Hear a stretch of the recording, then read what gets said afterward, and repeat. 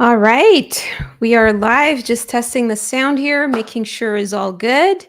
If anyone is tuning in from outside the guests who are backstage, I wanted to say welcome to the Unleashing Your Awesome podcast. The purpose of this podcast is to make information accessible to anyone who's navigating the career transition. How this idea came to my mind is I realized that there's a ton of call-in shows and podcasts where people can call in, ask a question if they have a health problem, if they want to ask a question to a lawyer, if they want to get advice on romantic relationships.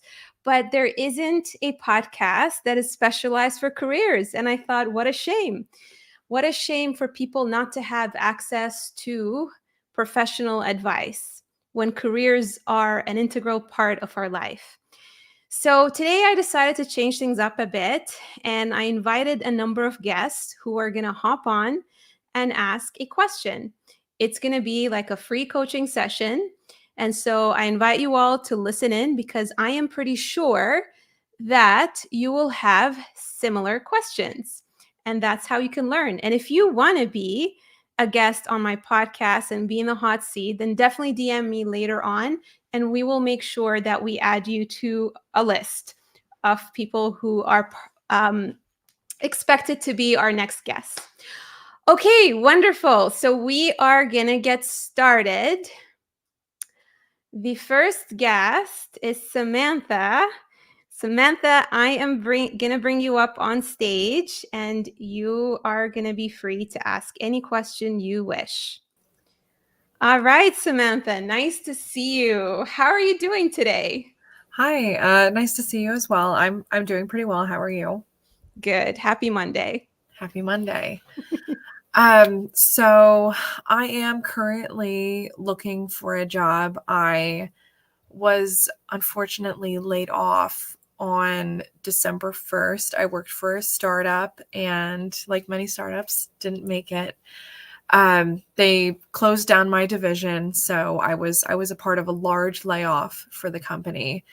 Um, and it was a shock. I didn't see it coming, so I'm looking to make this an opportunity for a next step in my career, and I feel like I could be going in 10 different directions, and I am having a hard time remaining focused on what I should do next. I've been in managerial roles. I'm considering staying in operations, being a director, but also have been advised I would be great for HR or great as a PMP, a project manager. So what advice do you have for someone who a mid-level management, I could go in a million different directions. And I'm pretty happy wherever I work. My first job was as a farmhand and I sang the whole time while moving hay, all that. So I'm pretty happy wherever I go. So I think that almost makes it difficult for me to remain focused. I hear you. That's definitely a common concern that I get from a lot of people who reach out to me, as well as my clients. I guess my story tends to resonate with people, having been a jack of all trade myself. Yeah. It's really hard to pick a focus or a specialization. But what I advise people is rather than feeling like you have to pigeon yourself into a title, try to think of it more as to your values and your purpose. You know, Okay. when you wake up in the morning and you show up to work, what are the things that you find yourself enjoying? I get a lot of my clients to do what I call a career archetype quiz. This is a proprietary model that I've created after working with more than 200 people. It goes in depth, but I'm going to ask you a few questions that Okay. come out of the quiz. Okay. So, the first thing that I'm going to ask you is what do you care about the most? Do you care about working with customers? Is that where you wish you could spend most of your time? Or do you enjoy working with teams internally and making sure that they work well together? Which one of these? I enjoy more working with teams. Got it. Which makes sense because you're an operations person. Yes. Yes. And what would you say is your superpower when you're working with teams? What are some examples of feedback that brought you joy coming from your team? I'm a collaborative leader. I enjoy getting a consensus from the group, and I would say one thing I'm always very intentional about with my teams is that there are no bad ideas. I want everyone to feel they can contribute, because I believe when you have a diverse set of ideas, that's when you're doing the best work. I mean, there's also data behind that. So that's one thing that many people that have been on teams that I've led have pointed out to me, that they're not afraid to give feedback of any kind. And I never shut people down, even when it might not be the direction we're going in. Any idea is valuable, even if you don't use it. Wow, that's amazing. That's amazing. Okay, so let's talk about your last role. Okay. If the layoff didn't happen, would you have pictured yourself staying there for an extra year Yes. and you would have been happy? Yeah. In the same level, in the same role? The same level and the same role. Yes. Okay. I would have been happy. So there's nothing you would change.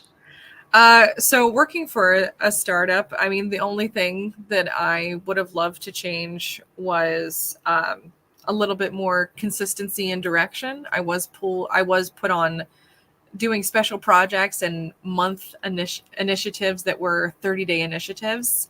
That was one thing that I didn't particularly care for, because I didn't feel like I like to remain consistent for my team. And when I have to ask them to stop doing what I asked them to do yesterday and change it, that's not how I like to lead. So that was one thing that I would change. But being a manager of operations there, I got to work with prospective vendors. I was on calls with the development team. I was doing voiceover work. I was, That's you know, awesome. you do everything when there's only 40 people. And I love that variety. So I saw your face lighting up as you were talking about your previous role. Mhm. What is making you want to make a change?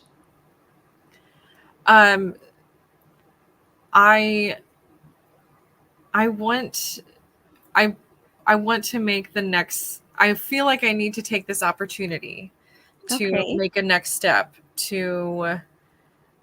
I don't want to. I know this might sound funny. I don't want to waste this opportunity. If I were to go back into the same role or even take a step back, I don't know. I I want to make the most out of something terrible that has happened.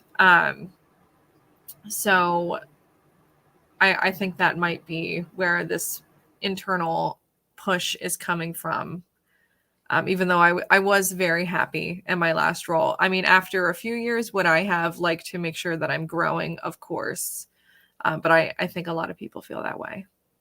Absolutely. And when I asked you if you would have been happy staying where you are, you said yes, right? Yeah. If the layoff didn't happen, you would have been happy.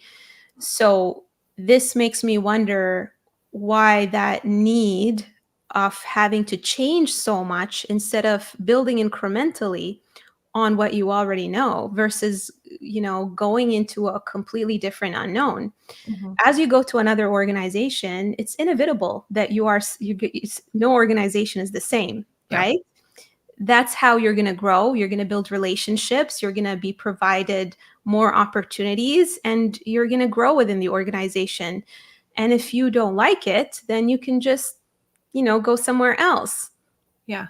But it sounds to me, based on the data, that you've shared with me, that you're definitely within the right high level job family, which is operations. We both know that you have, magical skills in terms of organizing chaos and getting teams to work better together. So we definitely want to stick to that high level umbrella.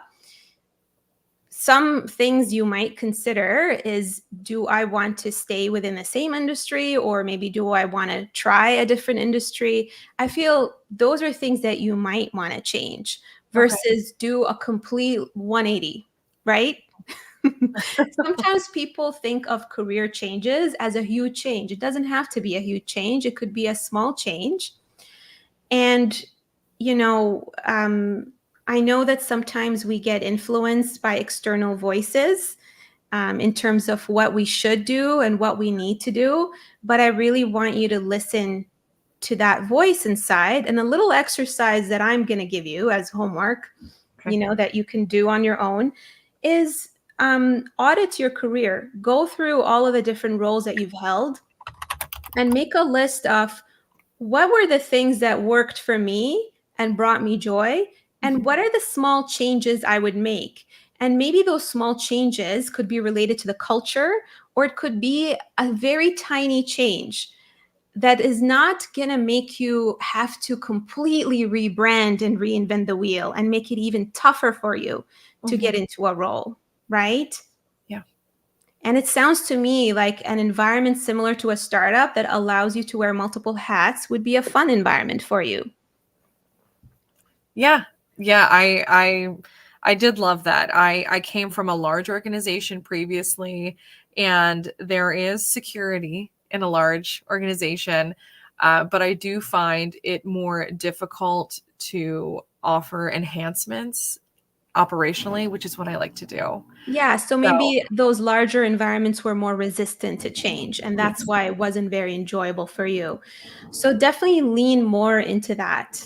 Obviously, we only chatted for 10 minutes. Otherwise, if you were my client, I would have gone through a more holistic assessment. Yeah. But based on gut and based on what you've shared so far, I don't think you necessarily need to make a complete change, and you need to listen to your inner voice a bit more versus what's being, advised to you.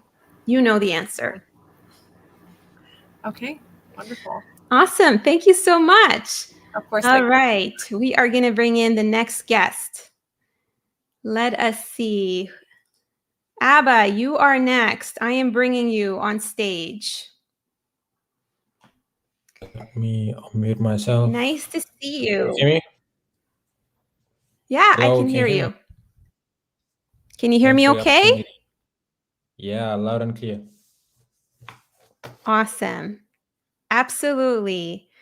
I'm sure you have a nice list of questions. So let's get started and tell me how I can help. Yeah, I have lots of questions. Hope you don't mind. So, firstly, so I'm a product manager also like you. I'm just starting. I did a product management bootcamp from April this year up to July. And ever since I completed the bootcamp, it's been hard for me to find a role. So, Okay. I don't know why exactly, but maybe it's lack of experience. But I've applied for like hundreds of jobs. Each time, like adapting my resume each time. So for a different role, reaching out to people and stuff. But it's been tough for me. I hear you. I've been thinking about the reasons why. I've been speculating, but I'm not really good at getting jobs. Not only in product management, but like it's always been my issue to find a job. Like in every job I go, I find it I go through a lot before getting hired. I don't know why. So that's I'm just trying to be honest, but that's like a huge issue for me, so I can get help. So Absolutely. Thank you for sharing and being honest, because if I don't know the details, it's hard for me to advise people. But let me ask you a few questions just to diagnose what's going on, right? So I see that, based on your LinkedIn profile, that you did a master's in engineering. Yeah. Chemical engineering, right? Yeah, exactly. Awesome. I come from an engineering background. chemical engineering. Yeah, I see that. And my French is very basic, but somehow I was able to figure that out. Yeah. I guess those classes in Montreal paid off. But yeah, I see that you have a background in chemical engineering. So, were you working in chemical engineering after you Yeah. graduated? Yeah. I did like an internship when I was at school, and then my final project in chemical engineering was in biogas, so renewable energy stuff, and we designed a plant for like my design project, my final year, and then after that, I got hired. So the guy, like my supervisor, the head of our department, like he was trying to build a plant that brought it to him to like give his own designs, and then design he put for the job. So I worked with them for like a couple of months before COVID hit. Then I started working. So like I can give you a hint in my problems with jobs and stuff. I'm struggling in the empathy side, working with. So that's like a huge issue for people that come from engineering, You're completely you're different cutting from off a management. little bit. Sorry, you're cutting Usually off a they little focus. bit. I'm wondering if it would help you to just turn off your video because you're cutting off a lot. Maybe it's using up the bandwidth. So try that and see. Let's see if it helps. As much as I want to see your Sure. face. Okay, can you Okay, hear me now? I can hear you better now. Can you hear Okay. me? Yes, I can hear you. Awesome. Let me just make Awesome. sure that I understood what you're facing, right? It sounds to me what you Yeah. said is that whether it was product or another role, it's always been tough for Yeah. you to get a job. You have to go through so much to be able to land the job. And what I Yeah. also heard is that after you finished your engineering degree, you did an internship. Yeah. And then did you do a Yeah. full-time opportunity after that? I did an internship during my degree, Okay, you know. during your degree, and then after But you finished your yeah, but degree. after I finished my degree, I did a full-time role, but that Okay, how was long was it? gotten 6 months before COVID. It was in Nigeria, but I left the job to like quit my country to come to France like 3 years Got ago during it. COVID. Got Yeah. it. So when did you come to France? 2020, October. Okay. And did I hear something about visa or that's not the case for you? Do you have a work permit to work in France?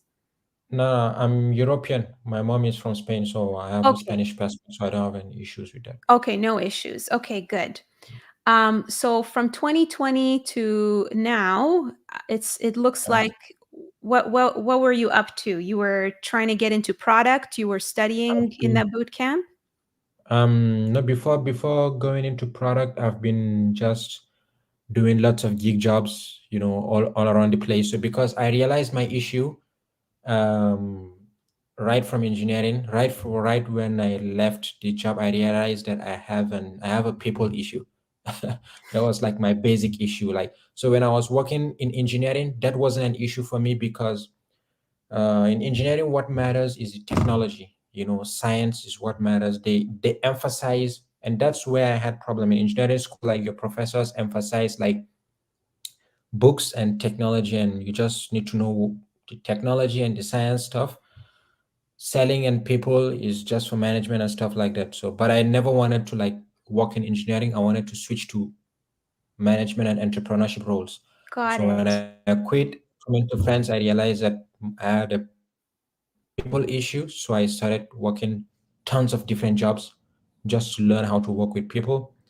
And it's been really tough. Like, once I start the job, I start having problems all over the place, and I get fired like so quickly. I'm just trying to be honest. I know this is not gonna be like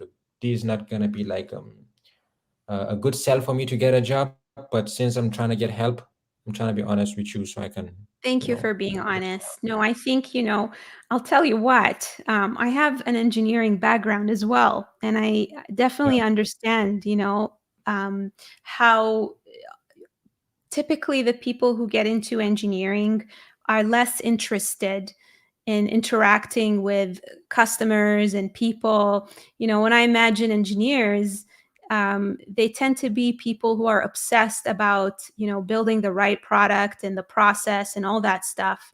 And that's what, when I ask in my career archetype quiz to narrow down what archetype the person is, usually engineers fit more into the product, only versus product and people archetype. There is an obsession about creation, invention, and think someone locking themselves up in a basement trying to figure out how to build the best product. And Yeah. when I used to work with engineers in the corporate world, they needed me to be able to deal with clients and shelter them away so that they're not being distracted. So yes, a lot of the people that you would end up with when you're studying engineering have that personality. And maybe that personality, either you already have it intrinsically or it rubbed off on you, so you weren't accustomed to the idea of having to lean on your relational skills to be persuasive, all that stuff. And honestly, it is good on you to want to work on that, right? It's very brave and very self-aware of you to work on that. So you were doing a lot of these side gigs to be able to work with people. I'm assuming, were they customer service roles? Were they customer facing roles? What type of roles were they? Basically customer facing roles. So I worked in dozens of hotels. So that was my strategy, to put myself in front of as much people as possible, to like learn as fast as possible. So in a hotel you can meet like 50 or 60 different people.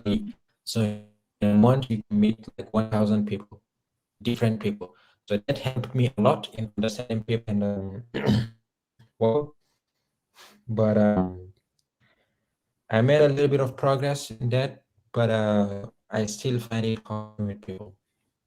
So I started to think about, I said, okay, why don't I the easiest way for me is to get to work with companies where I can meet colleagues that are like a little bit similar to myself, but I don't know if that's a good idea. So I'll let you. Well, that's a very that's a good question, and that brings me to a part in my career archetype quiz where I ask people, what is your collaboration style and how do you enjoy collaborating with others? Okay.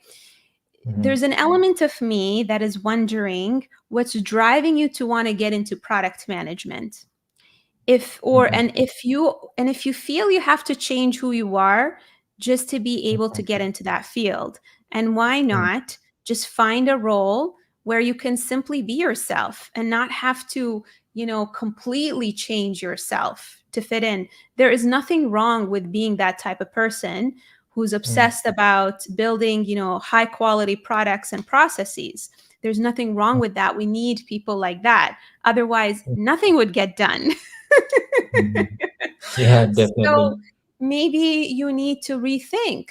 There are more technical roles within product that you could fit into that don't require you to sit there and be around people and talk to them all day. And by the way, working in a hotel, I mean, even for an extroverted person, that's a tough job. You get all the like disgruntled people who maybe didn't sleep well, people who have high standards and constantly complain.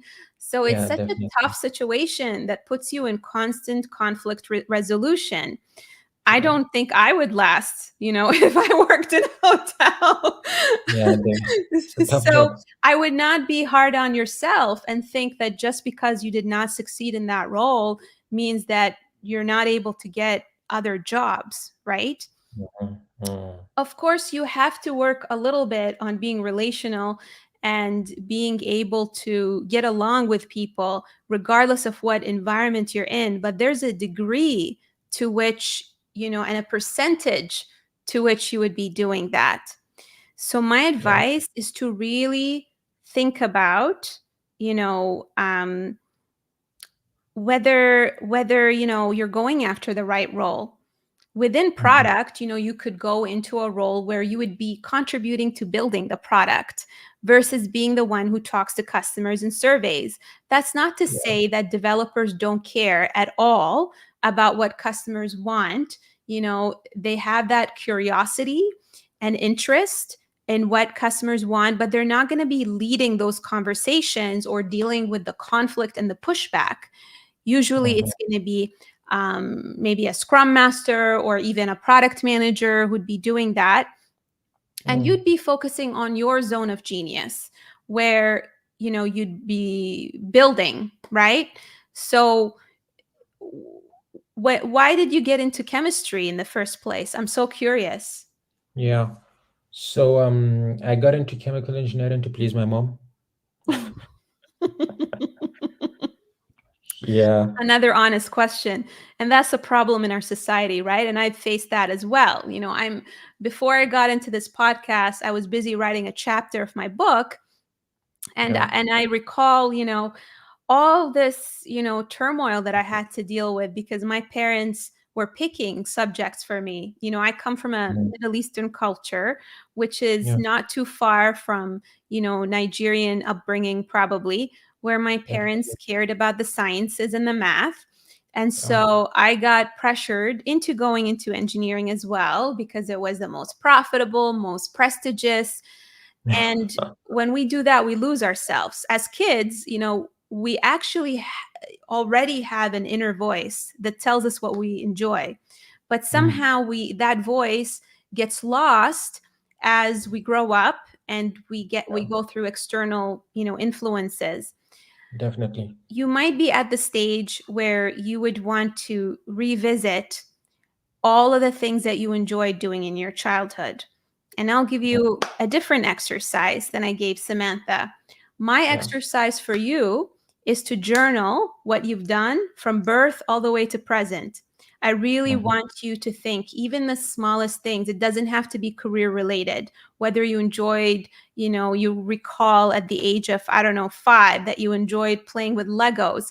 I don't know. Whatever brought you joy, I want you to Mm. write it down and I want you to Yeah. look through it and see the patterns because I feel that the way you explain to me the entire situation, it reminds me of myself. You've been ignoring your inner voice and you're forcing yourself to learn things that you probably don't are not even interested in and Mhm. move away from your personality, right? Ju- Yeah. Yeah. So, sorry to interrupt. I just want to like give you another hint. Um, Basically, one of the real reason I got into product is because of my long-term goal. So my long-term goal is to become an entrepreneur maybe like 3 years from now or 5 years from now to do my own thing because it's really clear to me that It's very no clear longer to you. can Sorry, work. I That's didn't hear the part that came you hear right me? after. It's very clear to me. Yeah. So for me, it's really clear to me that I'm not gonna really be happy working with people or answering to people. Like people, I have people I get along with, but I'm not really sure if I'm really gonna get along with this type of people. I'm not gonna where I'm gonna get the opportunity to get to work with people like this, like in my career, So that's why I decided to go the entrepreneurship route because what I achieve doing my own thing in like 1 month or in a week, I cannot achieve working with people for like 6 months, you see. So that's why I decided to like work in product because I said, okay, to be an entrepreneur, I really need to like learn how to build or learn how to like work with customers. You see what I'm saying? Okay. That's the main So reason I I came to I product have a management. follow-up question for you now. Sure. Do you know what business, or is that still vague? Like if I gave you a magic wand and all the money that you needed to start that business and there was nothing standing in your way, do you have an Mhm. idea of what business this would be? I want to do something in renewable energy because I understand, I've really studied that. I understand the impact. I understand like what you can do for the environment and what you can do for humanity with that. So If I have the money, I'm gonna go into renewable energy and like master the field and really start something over there. You know, I And when cannot you say that I said have. and Sorry. when you said there are certain people that I get along with, but I'm not Yeah, sure if I'd ever work with those people. Can you describe to me what types of people you get along with? I get along with humble people, selfless people, people that have no agenda, people that are not extremely ambitious. Because when people get to a certain level of ambition, they tend to be selfish. So I get along with, despite the fact that I'm ambitious, so I get along with people that are humble, people that love building stuff, that people that are passionate about what they do, and people that are not like into politics and drama. Excuse my excuse my words. People that are just passionate and are just people that mind their business, people that are just there to work, and people that are just passionate about their jobs and just do their thing, and they let me do my thing, and everyone is happy at the end of the day. So yeah, All I would right. say I would say humble people, passionate people, yeah, and selfless people. So I'm going to replace the word ambitious with too competitive, right? I Yeah. think I don't know if you necessarily don't want to work with ambitious people who don't show up and don't do Mm, the work. I think yeah. what I'm hearing and reading between the lines is people who are too competitive and have an agenda and are not Mhm. collaborative and have no interest in working with you and getting along with you. Yeah. Again, if you were my client, we did the career archetype quiz, I'd have, more insight into your personality type and your disc style. But I think where the butting head is coming from is you probably have a strong personality and you're a driver.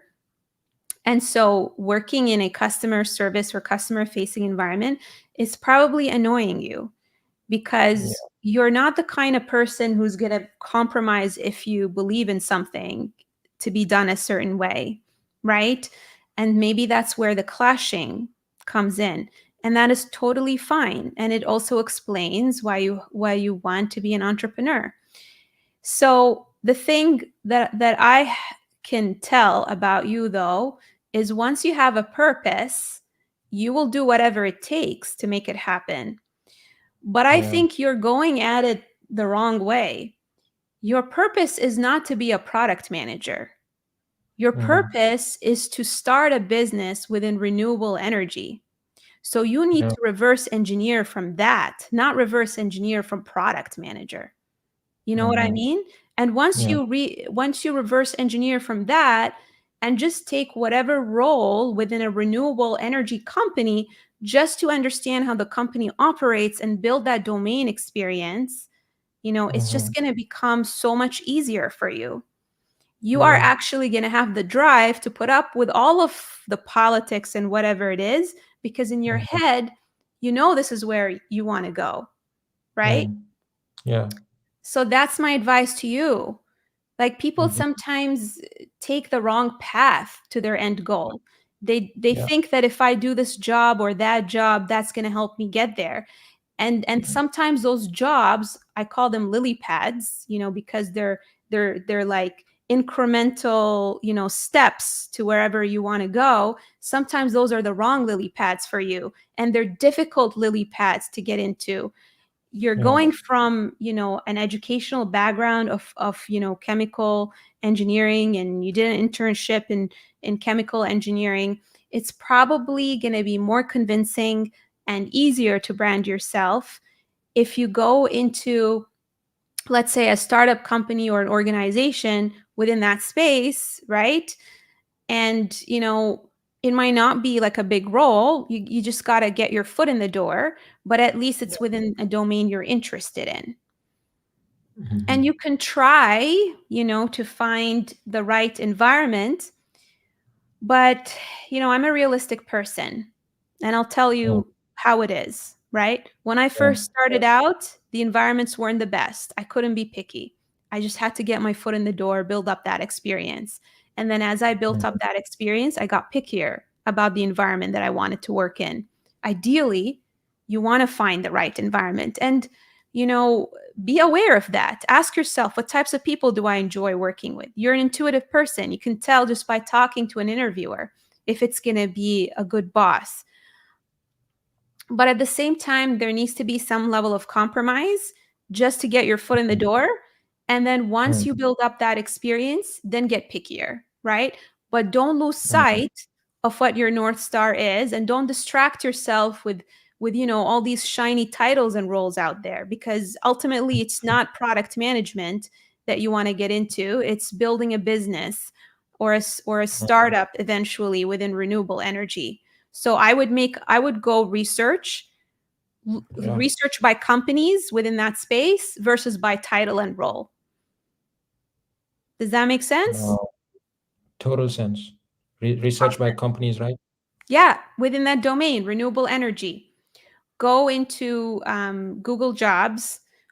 Just go into Google, type renewable energy jobs. What's going to show up is a panel with a list of companies and jobs. Click on it and, go through the list. Even if you go into ChatGPT and say, find me a list of, companies within renewable energy in France, it'll tell you. And then you can go on those websites, see if they have openings, or start networking, right, with people there.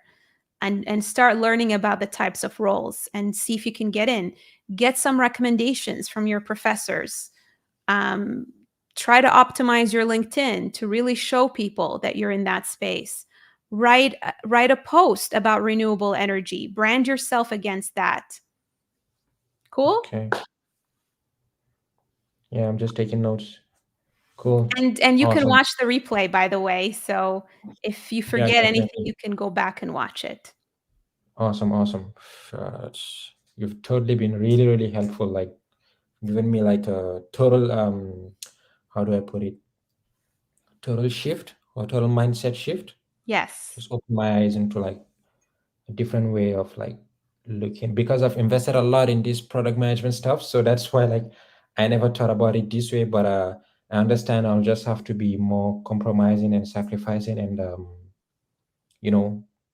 do what needs to be done. So yeah, I really appreciate You're very welcome. And, a lot of people feel that way sometimes. I had a client who invested probably 2 years of chasing after an agile certification, wanting to be a scrum master.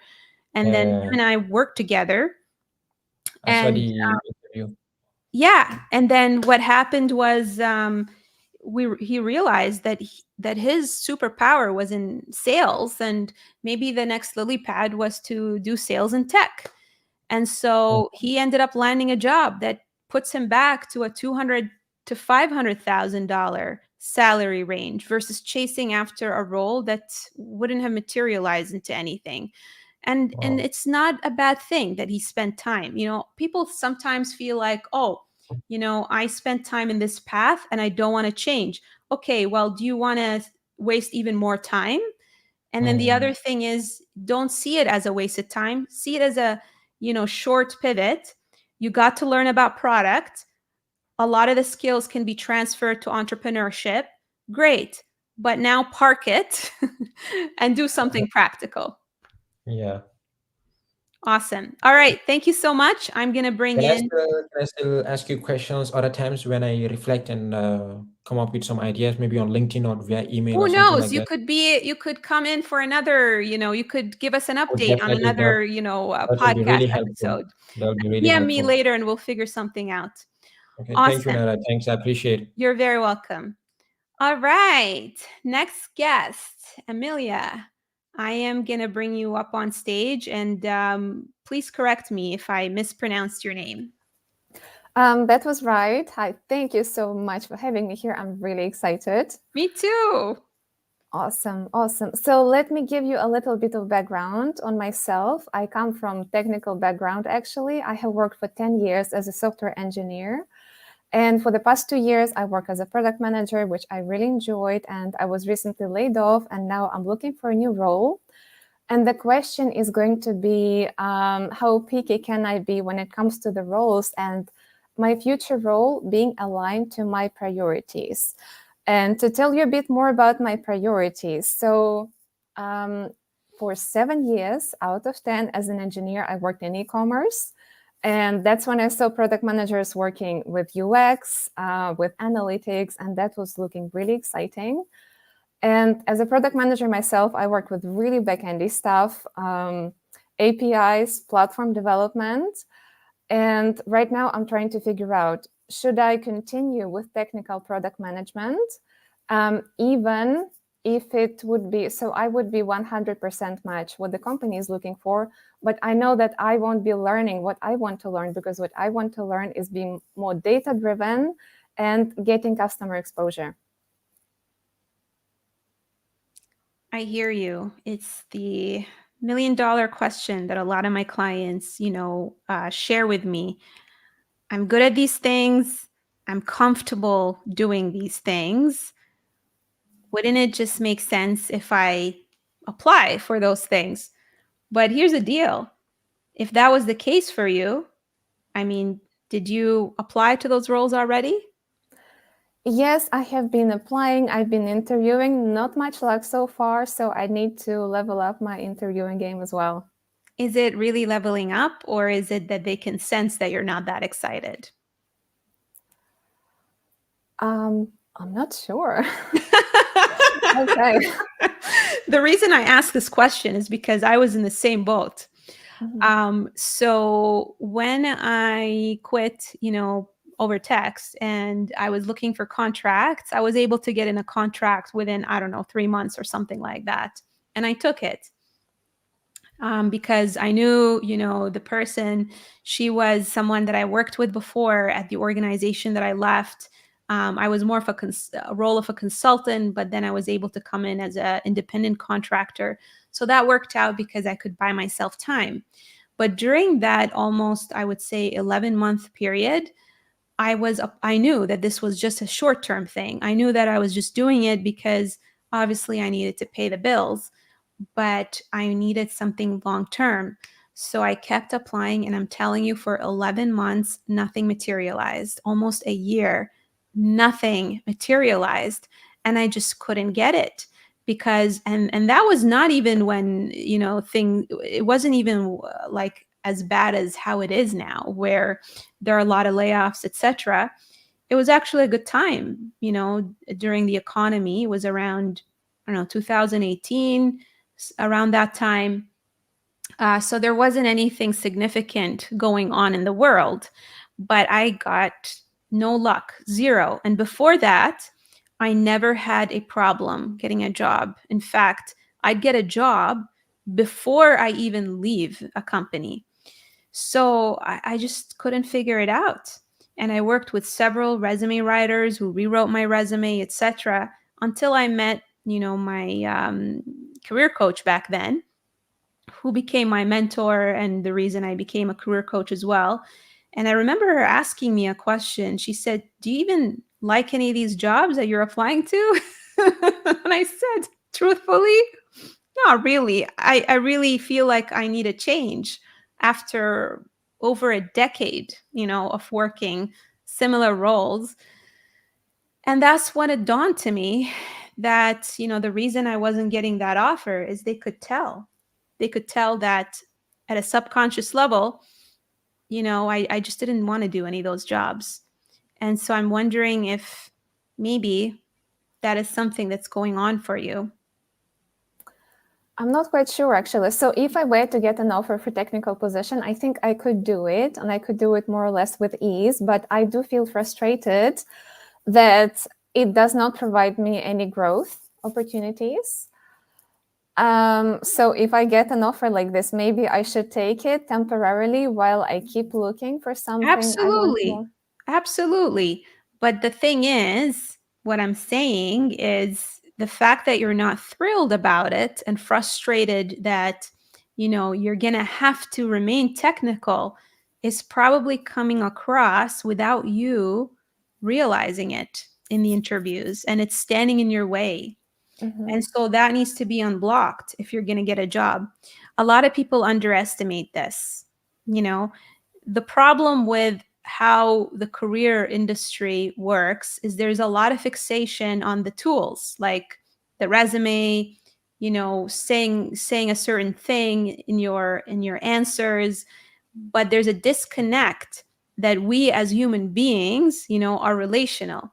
We can sense, you know, even if you're saying all the right things to me, I can sense if something is off. And those are things that are not being taught to us. And so it's very important to recognize that in yourself, that frustration, right? And so, you know, now let's think about, if nothing was standing in your way, that North Star, that ultimate goal, just like I was, you know, talking to Abba, what is it for you? Like, if there's no hurdle at all, what would be the ideal situation for you? I'm interested in career growth, and ideally, I would like to be an exec in some big company. Wow. Okay. And what type of company would it be? So previously, I worked in retail, and I really enjoyed that. I would even consider fintech, but it's really difficult to break in without financial background. Okay. So you want to be an executive in a company. Remember, I told you there's nothing standing in your way. The sky's the limit. What type of company? You're saying retail, or again, this is not about what you can or can't do. This is about what you wish you could do. Mhm. Probably closer to retail. So I'm really like, when you were asking people, are you interested in building systems or working with customers? I'm much more interested with customers and aesthetics and providing them with the most efficient journey and providing nice interface. So that is one of my passions. But at the same time, I am interested in how we can drive business value and financial outcome. Very interesting. Where does that come from? The driving value and financial outcome. I don't know. Like, I think it was always like deep inside of me. And were you bringing those ideas to the table when you were a developer? No, I did not have much opportunities to do that. So when you were, you know, a software engineer, as an example, did you ever question whether certain features would add value, whether they would drive, you know, financial growth for your company? I wasn't. Our analytic system was very, very basic. And in my last years in the department, we were just starting to look into it. Okay. So here are a couple of ideas I have for you. Okay. First of all, I always want you to remember that North Star. Don't lose sight of it, because that is what's going to always drive you. Even when you're showing up, let's say you showed up to a technical product manager, you know, role, and it allowed you to get close to a product that you're excited about, right? And you know that maybe this role is going to be your lily pad to eventually be that executive in a retail company, then you're not going to dread it as much. You know what I mean? Yeah. Silly analogy. It's like if someone is going on vacation or getting married, right? They will put up with eating vegetables and going on a diet because they really want that goal so badly. And so you need to always remember that goal, because it's going to make you feel excited versus feeling doomed that you're not getting closer to that goal. Now, how do we make the next lily pad or the next role something that aligns with your ideal job, right? So to me, lowest hanging fruit, technical product manager in a company that's within the retail space. You network with people, you show them, you know, how great you are, you raise your hand and help out the product manager and be buddies with them. And who knows, right? You don't need to have the title in order to do the job. I worked with architects, you know, when I was a product manager who had such amazing business sense that they became my partners in conversations with the clients. Okay. Right? They didn't need to be product managers in order to contribute. So don't let the title be a barrier, first of all, wherever you land. Ideally, I mean, what I recommend is trying to brand yourself against more of a retail, organization, more of that, customer facing role, right? As much as you can. Yeah. But I also am a realist and say never put all of your eggs in one basket, and still apply to those technical product manager roles. Maybe look for technical product manager roles that do mention your collaboration with the product manager, and maybe even part of those conversations with customers, because that actually can exist, right? Okay. And apply for those types of roles, and apply for pure product manager roles and see what happens. But don't make this into I am doomed unless I have that title, right? Remind yourself of the purpose, and remind yourself is change doesn't happen overnight. Maybe the change is you get into, in a product that you're more excited about, but you're still on the technical side. Find an environment that allows that type of collaboration rather than puts people in silos. Ask those questions in the interview. Will I be able to talk to customers? Will I be able to collaborate with product managers? Is there an opportunity for me to be involved in these conversations? Right? And if the answer is yes, then who cares about the title? Because the thing is, at companies, there has to be an area of expertise that you bring to the table. And when I asked you if you were part of, decision making that would touch the customer, or that would, impact the revenue of the organization, you said that wasn't the case, right? So even if we try to really work on our branding, it's probably going to be hard to make the case that you were heavily involved on the customer side. And without that existing, it's going to make it more difficult, right? And so I say, maybe find, a lily pad that is slightly better and gets you closer to the customer. Don't let that title hold you back, and go from there. Okay, absolutely. Make sense? Yes, definitely. Thank you so much. You're very welcome. So nice having you. All right, next person. There you are in your car. I am. And I don't want to I'm on the butcher your move. name. So why don't you pronounce your name for us? I'm so glad and so excited to be here. Shella Yamani. Shella. And- Okay, cool. And I'm a little bit nasally because I have a cold, but I'm not contagious. Okay. I mean, that's the advantage of technology these days. We don't have to wear a mask for anything because That's true. That's true. Awesome. Okay, so how can I help? Great question. So I am a 20+ year veteran of the IT industry. I have done amazing. I've worked at amazing companies. Started with Ernst & Young. I've been at IBM. Worked in so many different industries as a consultant. My last role was a VP of professional services at a startup. Recently got laid off because of organizational changes. Of course, with startups that happens.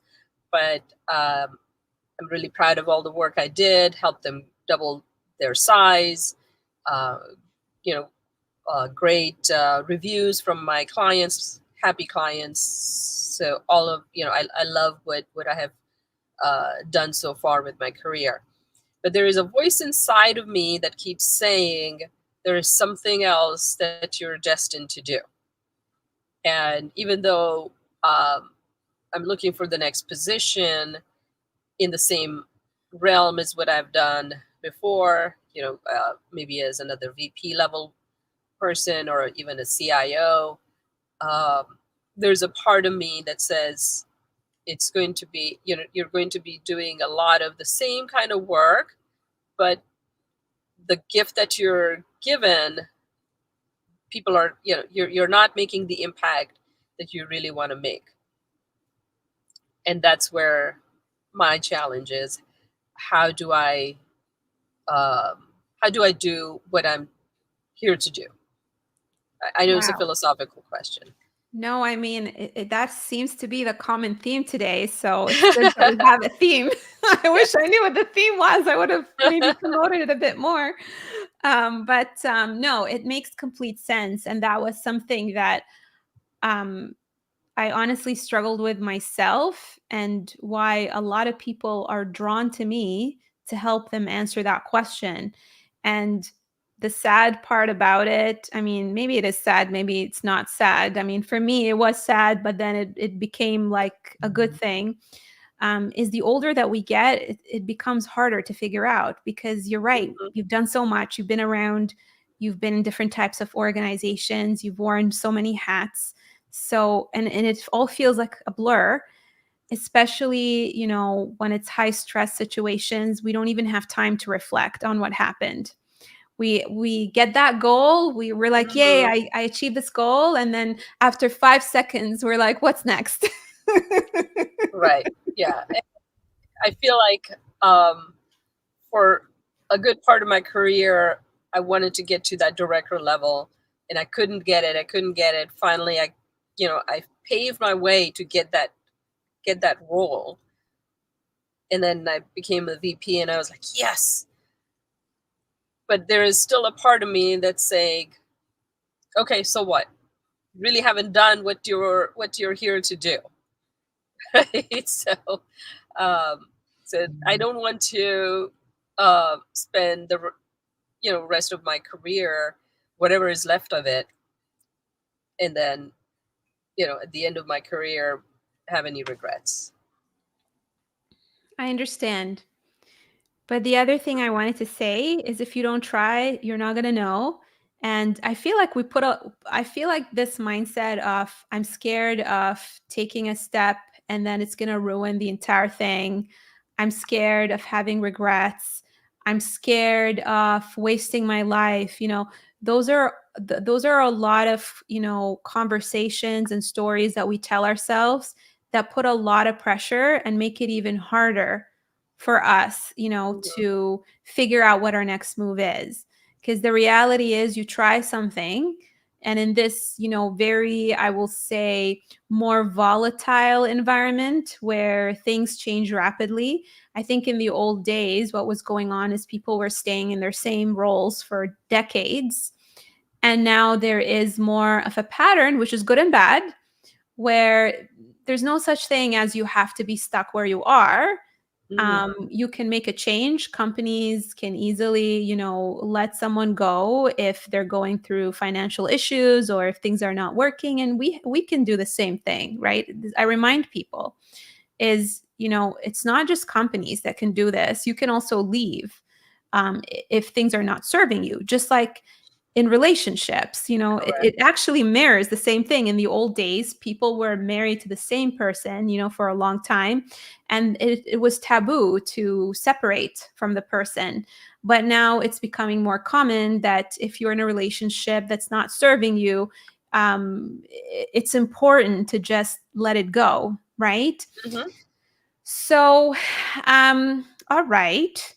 So, what's that voice been telling you? Has it been telling you anything lately in terms of what direction, or is it very vague?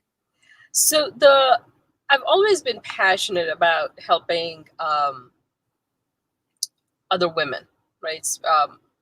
What drives me is uh, really any time that there is any kind of injustice. I know it's a strong word, uh, but anytime I feel like there is a disconnect between the people, they're not able to live up to their full potential, um, in that gets me a little bit driven to help and foster, right?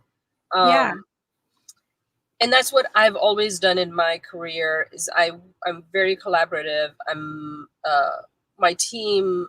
I'm a huge advocate of every individual on my team, and that is something that I've always even heard from the people that I lead, that they feel very supported. And that's something that I want to pass down, or or continue to do, but on my own terms, or not just as something that I do as part of my job, um, uh, where it's not something that is at the forefront. And I'm considering coaching, like yourself, and that's why I was drawn to you. Um, so I pursued my certification as a life coach. I haven't fully gotten into the creating my business or anything like that yet, but that is something that I am um, that probably would be an area that I could um, that would maybe give me some more, right, satisfaction, right. um, Awesome. yeah. So let's talk about that coach within, right? Mm-hmm. When you were in your last role, as an example, Yeah. what type of coaching did you feel was, was benefiting, your team? What Mm-hmm. was the area where you were mostly coaching them in? um, so I built a professional services and customer success teams for the organization from the ground up. And my team was really good, really passionate about what they were doing. And um, I was there, the kind of coaching that I was doing was, hey, sometimes you have uh, a customer that is not understanding the technical solution. Let's just take a step back and really ask them the question of what they're driving towards, right? Let's not just get into the problem solving right away. Let's just take a step back and ask questions. So I think it was more of a consulting, helping the team understand how to really hear the customer and not get too pulled into the problem solving right away. That makes them better listeners, better customer success people. And then also bringing examples from other industries where I have worked, and kind of help expand their own point of view, to see how some of the lessons that I've learned from other industries could be applied to the current situation. Um, and then just being there, being an active listener to my team when they were going through some personal difficulties, uh, and making them feel like they're valued. I think that went a long way in uh, being, creating an environment of safety and innovation. And I think that that's something that I've felt is a lot of times is missing, especially in the technology companies. We get so focused on the tech that we forget the human part. Absolutely. All right. So are you in a position where you want to start your own business, or do you still feel like you want to work, full time for an organization? Where's your headspace at? So I still need to have a job to pay the bills, right?